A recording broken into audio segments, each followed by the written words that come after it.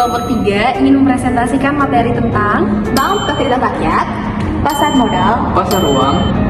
Sebelumnya perkenalkan, nama saya Nabila Dwi Azahra. Nama saya Nilam Cahya. Nama saya Angelia Putri. Nama saya Daniel Ardiansyah. Berikut materinya. Apa itu Bank Perkreditan Rakyat atau BPR?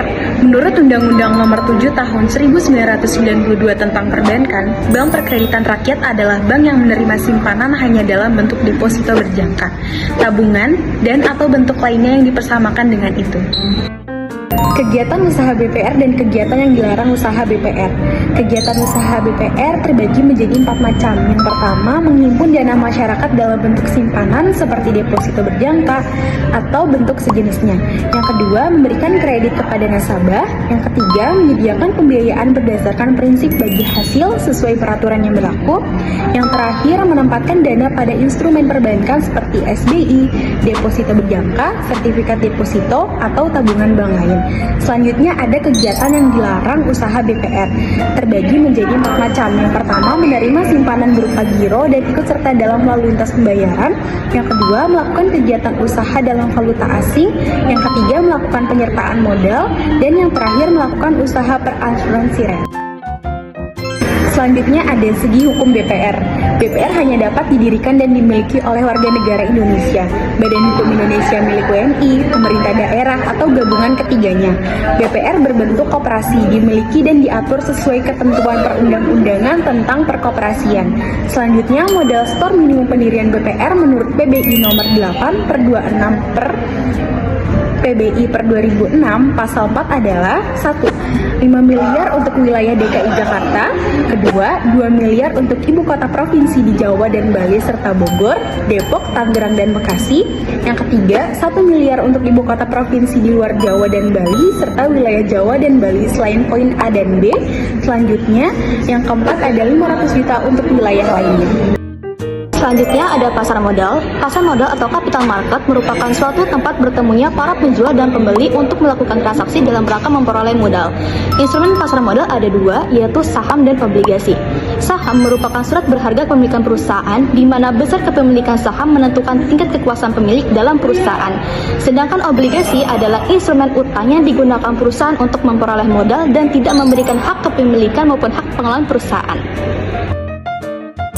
Selanjutnya ada perbedaan pasar perdana dan pasar sekunder. Pasar perdana atau primary market adalah tempat penawaran dan penjualan efek untuk pertama kali saat perusahaan melakukan go publik. Transaksi dilakukan melalui penjamin emisi dan agen penjualan.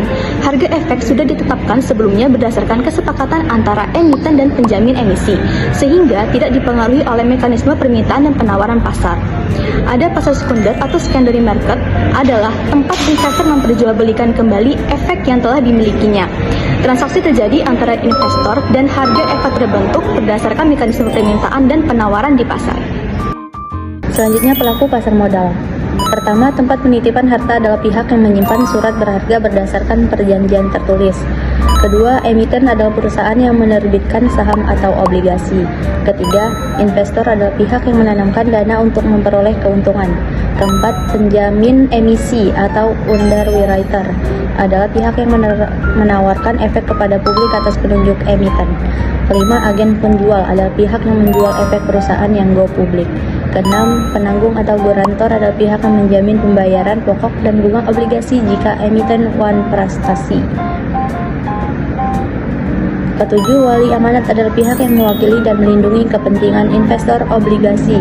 Kedelapan, pialang atau broker adalah pihak yang melakukan transaksi jual beli efek. Kesembilan, biro administrasi efek atau BAE adalah pihak yang mengelola administrasi saham. Selanjutnya ada di pasar uang. Pasar uang.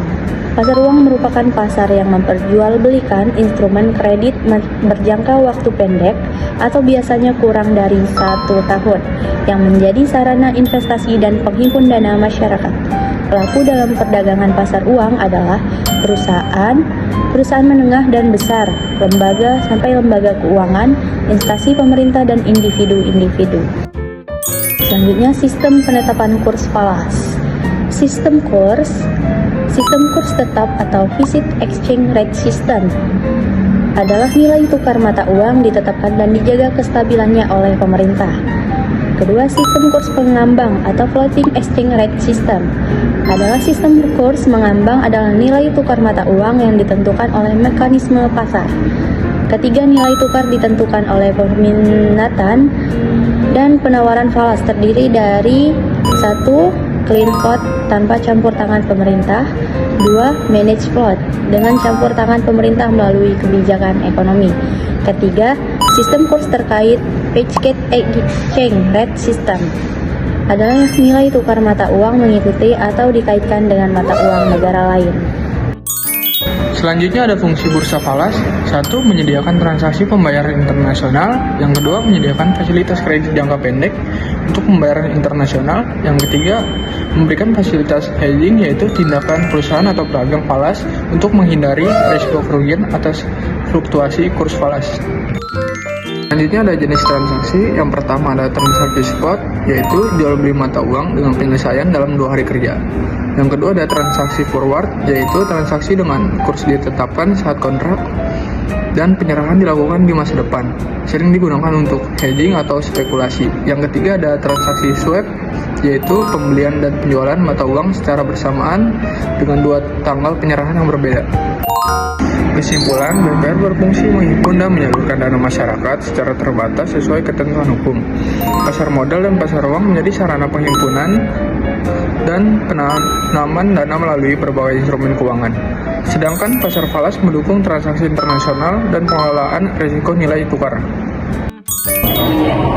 Kalau jalan menginjak bumi, Terbang hingga kawan. Sekian dari kami. Ayo semua tepuk tangan.